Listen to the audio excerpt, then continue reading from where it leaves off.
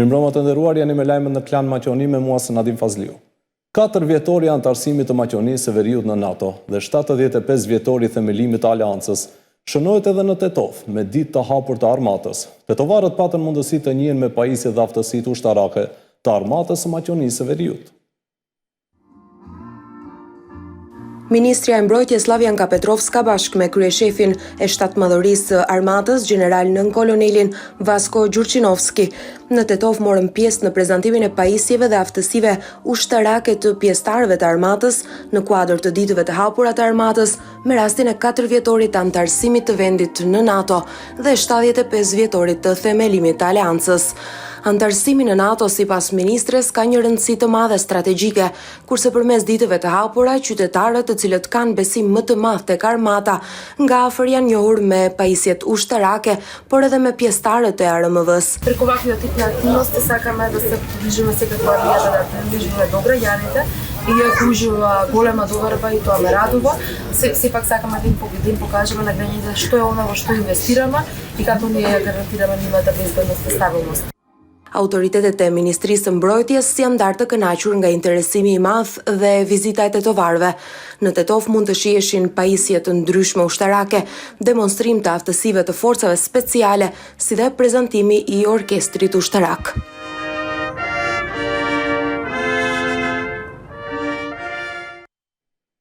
Nga Tetova, qytetarët shprehen se antarësimi në NATO e ka bërë Maqoninë e Veriut vend më të sigurt. Në kohën kur NATO shënon 75 vjetorin e themelimit, Maqedonia e Veriut numëron 4 vite si pjesë e aleancës. Armata e Maqedonisë së Veriut ka nisur të prezantojë në për shumë qytete të vendit kapacitetet dhe përfitimet nga antarësimi në NATO.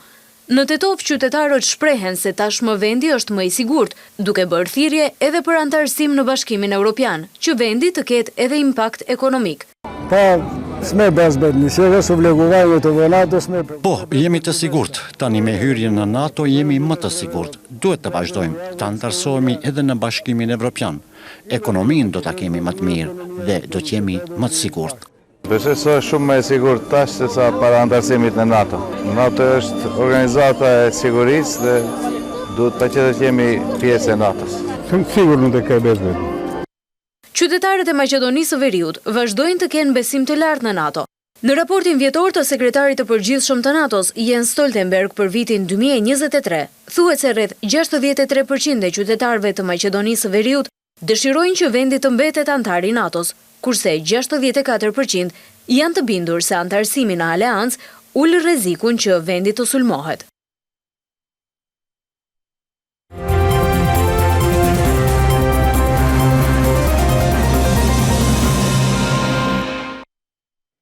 Politikanët janë mjaft aktiv gjatë muajit të bekuar të Ramazanit. Aktivitetet e tyre, krahas gjatë gjitës dhe iftarit, vazhdojnë edhe gjatë kohës së sifirit.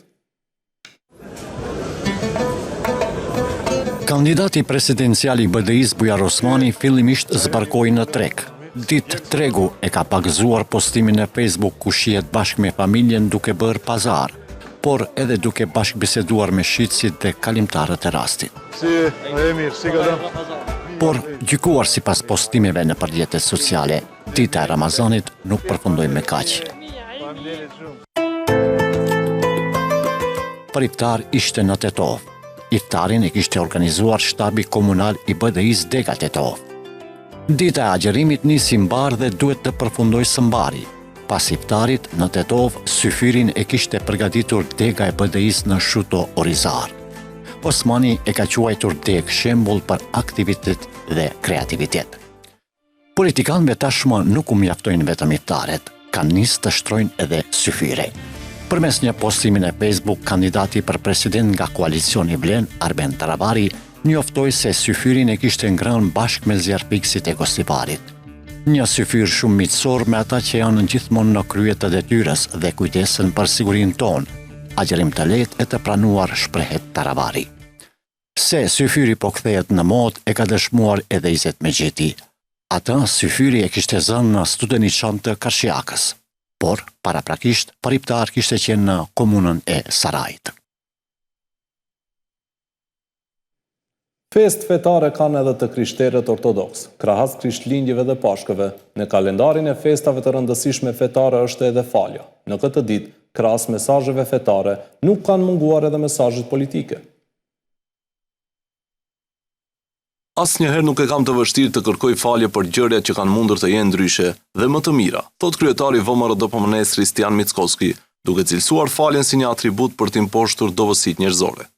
Njerëzore është të kërkohet falja, por për ata që vazhdimisht gabojnë, me vetëdi dhe me vite përfitojnë lumturinë individuale mbi atë kolektive, duke shkelur ligjet, kushtetutën, keq përdorin pushtetin, duhet të dinë se do të ketë përgjegjësi. Më i ashpër në këtë drejtim ka qenë deputeti VMRO-DPMN-s Dragan Kovacki. Përmes një postimi në Facebook, ai ka kërkuar falje nëse ka gabuar, por siç thot, nuk ka falje për ata që kanë shitur dhe plaçkitur Maqedoninë.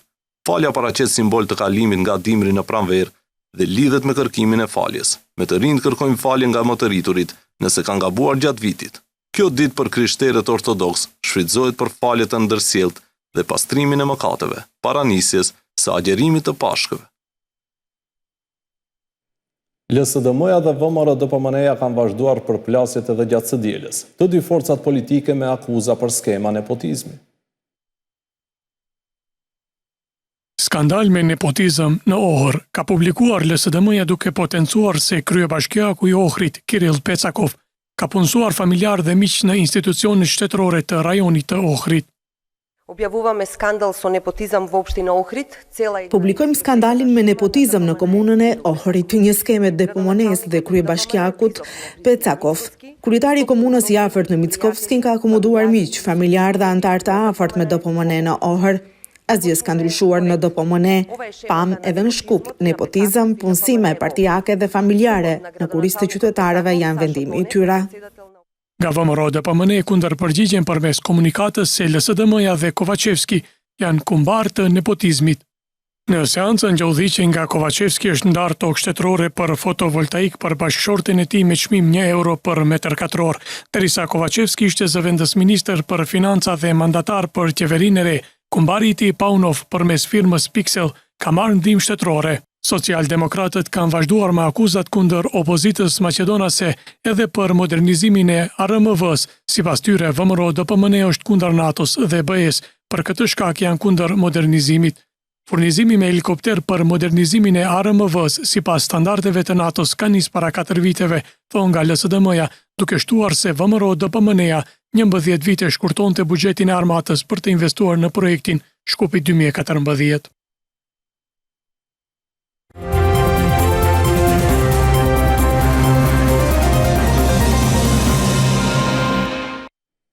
Një problem pas zgjidhje dhe një shqetësim që trashëgohet mandat pas mandati.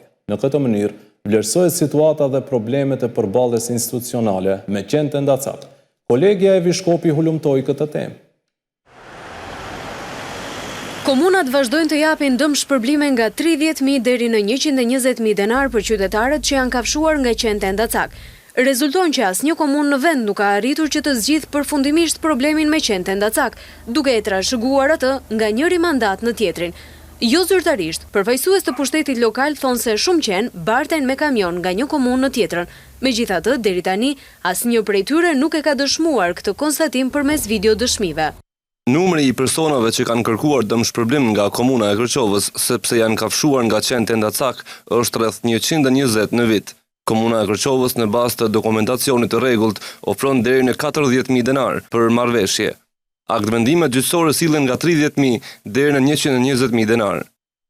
Numri i personave që kanë kërkuar dëmshpërblim nga komuna e Gostivarit për vitin 2023-2024, sepse janë kafshuar nga qenë tendacak, është mbi 40 raste.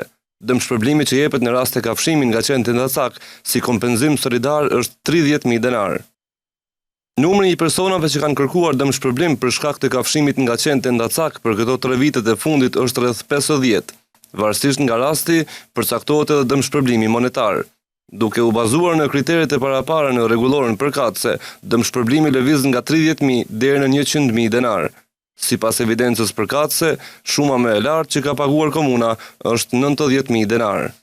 Gizela Boshkovska, aktiviste për mbrojtjen e të drejtave të kafshëve, thotë se vetëm 40 komuna i trajtojnë pjesërisht qentë ndacak, ndërsa 30 të tjera nuk bëjnë asgjë për të menaxhuar me këtë problem. Sipas saj, paratë që komunat përdorin për të dëmshpërblyer qytetarët, do të ishte më mirë që të përdoreshin për të menaxhuar me problemin, që edhe jeta e qytetarit të mos rrezikohej as pak. Ajo thotë se ka edhe qytetarë që keq përdorin situatat e tilla. Sikako do kukuni bigi investirale ti e pari vot. Patjetër që nëse komuna do të investonin ato para për të trajtuar qentë, sigurisht që do të ishte shumë më mirë, sepse do të ulej numri i qenëve ndacak. Ka raste kur çdo vit paraqiten të njëjtët qytetar për të kërkuar dëmshpërblim ose pjesëtar të së njëjtës familje. Komunat duhet të hulumtojnë më seriozisht rastet e tilla, sepse për këtë qëllim ndahet një shumë e madhe parash. Ka raste kur paraqiten të njëjtat zyra avokatie apo të njëjtët zyrtar ose gjykatës që marrin përsipër këto raste. Muajt e fundit komuna e Velesit ka filluar t'i trajtojë më me kujdes këto raste. Numri i qytetarëve që kafshohen apo sulmohen nga qentë ndacak është shumë herë më i lartë se numri i personave që i drejtohen komunës për dëmshpërblim. Gjatë viteve të fundit ka pasur raste të tmeshme të sulmimit nga qentë, që kanë përfunduar me lëndime të rënda apo edhe me vdekje. Poligrafi nuk është zgjidhje për luftimin e korrupsionit nëpër dogana, vlerëson drejtori i doganës Stefan Bogojev. Ai preferon mekanizma dhe praktika të sigurta. Bogojev gjatë një interviste për Radio Evropa e Lirë ka pranuar se ekziston korrupsioni në dogana dhe pret që të hetohet situata pronësore e punonjësve, kurse drejtoria tashmë ka dorëzuar kallëzime penale. Punonjësit në drejtorinë e doganave janë apostrofuar si një ndër më të korruptuarit. Propozimi i fundit që vjen nga koordinatori kombëtar për menaxhim kufitar është poligrafi.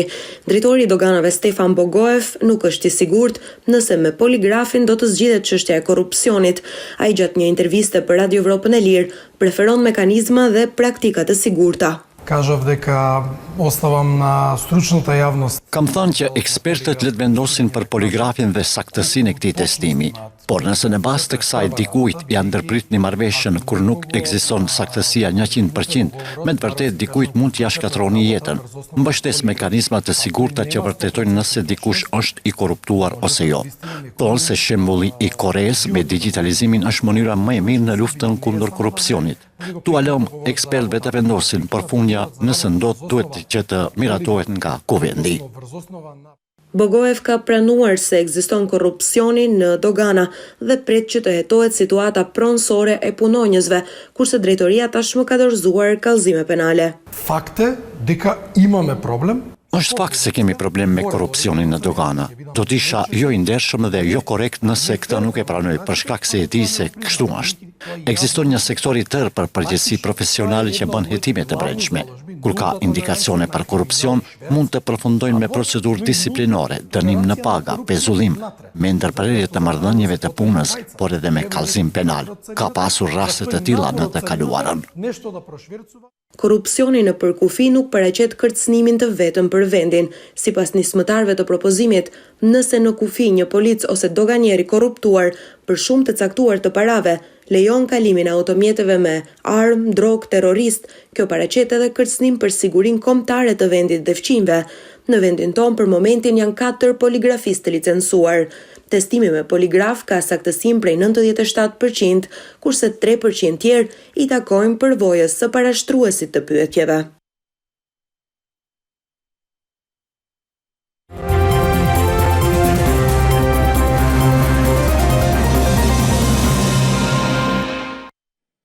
Moti në vend do të jetë i paqëndrueshëm edhe gjatë javës së ardhshme. Nga enti hidrometeorologjik thonë se nga mesi i javës në disa zona më të larta, temperaturat mund të bien edhe nën 0 gradë Celsius. Ekspertët e bujqësisë thonë se ulja e temperaturave për një periudhë më të gjatë do të rrezikonte pemët dhe të mbjellat në përgjithësi. Qytetarët bëjnë mirë që të mos i lënë anash palltot, ndërsa çadrat t'i mbajnë me vete, sepse edhe gjatë ditëve në vazhdim, moti në vend do të jetë i paqëndrueshëm. Madje nga mesi i javës së ardhshme në disa zona, temperaturat do të zbresin nën 0 gradë Celsius. Nesër, temperaturat do të variojnë nga 14 deri në 21 gradë Celsius. Nesër në orët e pasdites do t'jetë mod kryesisht me diell, por vende do të shfaqen edhe vranësira. Nga fundi i ditës do të shtohen vranësirat, kështu që gjatë orëve të natës të martë dhe gjatë të martës do të ketë rreshje lokale, ndërsa në zonat rreth 1600 metra mbi nivelin e detit do të ketë edhe rreshje bore. Të martën do të ketë edhe erë të përforcuar nga veriu, veçanërisht rreshje shiu në rajonin e Vardarit. Do të regjistrohet ulje e temperaturave gjatë ditës së martë dhe të mërkurë. Temperaturat e mëngjesit gjatë së mërkurës dhe të ejtes do të jenë më të ulta, në disa vende do të jenë edhe nën 0 gradë, konkretisht në rajonin e Osogovës dhe Malishevës. Luhatja e temperaturave nëse zgjat për një periudhë më të gjatë mund të dëmtojë të mbjellat, posaçërisht frutikulturën që tashmë ka lulëzuar ose është në fazë lulëzimi. Profesori Tosho Arsov nga Fakulteti i Shkencave Bujqësore thotë se nga ulja e temperaturave do të rrezikohej kajsia dhe pjeshka, që pothuajse kanë lulëzuar plotësisht. Një pjesë e pemëve në disa rajone janë në fazën e lulëzimit apo tashmë kanë lulëzuar. Kajsia në pjesën më të madhe të vendit ka lulëzuar. Gjithashtu pjeshkët janë para lulëzimit ose në disa zona tashmë kanë lulëzuar pjesërisht. Kështu që këto lloj pemësh në rast se gjenden në temperatura të ulta mund të ngrinë pjesërisht apo plotësisht dhe të dëmtohen. Ajo që përmendet ju se në malet e Osogovës dhe Malishevës mund të ketë ulje të temperaturave, atje ka më shumë kumbulla dhe vishnje. Ato janë ende në fazë, nuk ka shumë rrezik që të dëmtohen. Megjithatë, në raste se temperaturat bien në -3 apo -4 gradë Celsius dhe qëndrojnë për një kohë të gjatë ashtu, atëherë edhe këto frutikultura do të rrezikoheshin. Nga dita e njëjtë, siç informojnë nga enti hidrometeorologjik, na pret mot më i ngrohtë. Kampioni aktual në futboll Struga Trim Lum maksimalist ka shfryzuar barazimet e rivaleve kryesor, Shkupi dhe Shkëndis, dhe me fitoren e sotme kundër Raponički 1-2, ka përforcuar pozitën e parë në renditjen tabelore. Për struganët, shënuar Radeski dhe Vajković, kurse për romantikët, Stojanovski, ekipi i Goce Sedlovski Trabotnički, ka përjetuar disfatën e tretë me radhë dhe tashmë seriozisht i cenohet pozita në betejën për mbijetesë në ligën e parë të futbollit, edhe pse fillimi i sezonit nuk paralajmëronte një gjë të tillë. Raponički ka 27 pikë, po aq sa Voska Sport, kurse Vardari ka tubuar 26 pikë. Ekipe këto që janë në zonën e balotazhit.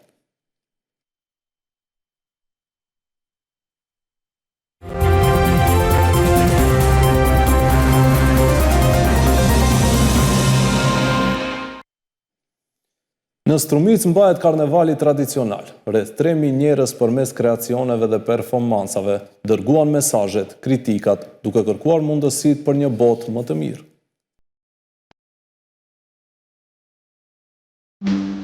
Strumica nën ethet e karnavalit. Në karvanin ndërkombëtar morën pjesë rreth 1500 njerëz të maskuar me 48 maska. Kishte edhe mysafir nga Greqia, Serbia, Malizi, Kroacia, Bullgaria dhe Turqia.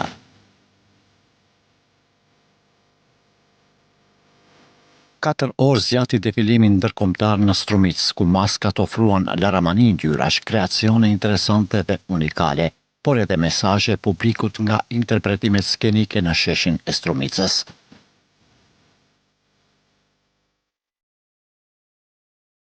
Në fillim të karnavalit, kryebashkiaku të Strumicës Kostadin Kostadinovit ju nda medalja dhe mirënjohja nga Federata Evropiane e Qyteteve të Karnavalit.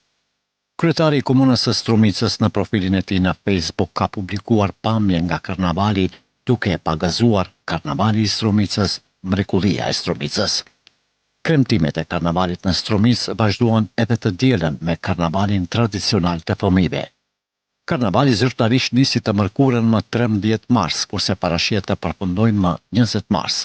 Krahas karavaneve të karnavalit mbahen edhe shumë ngjarje tjera, sikurse ekspozita, koncerte, maskenbale e të ngjashme. Karnavali i Strumicës ka një traditë shumë vjeçare, kurse është përmendur edhe nga udhëpërshkruesi otoman Evlia Çelebia në vitin 1670.